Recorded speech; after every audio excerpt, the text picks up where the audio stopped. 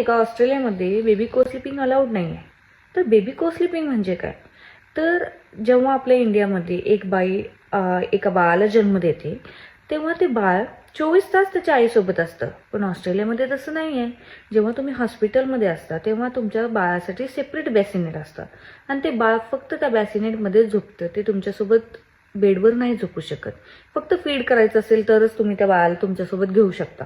Even घरीसुद्धा त्या बेबीचं एक क्रीब असतं, मी तुम्हाला फोटोवरती शेअर करेन. तर त्या क्रीबमध्ये बेबीला 24 तास झोपावं लागतं. ते क्रीब तुम्ही तुमच्या बेडच्या साईडला ठेवू शकता. फक्त फीड करायचं असेल तरच तुम्ही तुमचा बेबी तुमच्यासोबत घ्यायचं. तर असं का? तर हे रूल्स खूप विचार करून गव्हर्नमेंटनं बनवलेलं आहे. तर जेव्हा आपण 24/7 बेबीची केअर करतो, इथं आपल्या इंडियामध्ये खूप लोक असतात बेबीची टेक केअर करण्यासाठी. पण ऑस्ट्रेलियामध्ये तसं नाही आहे.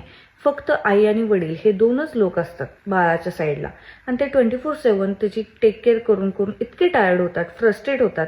त्यामुळं त्या बेबीला क्रीबची गरज असते. जर ते आपल्यासोबत झोपलं आणि आपलं हेवी ब्लँकेट असतं, विंटरमुळे इथं खूप हेवी ब्लँकेट्स यूज करतात.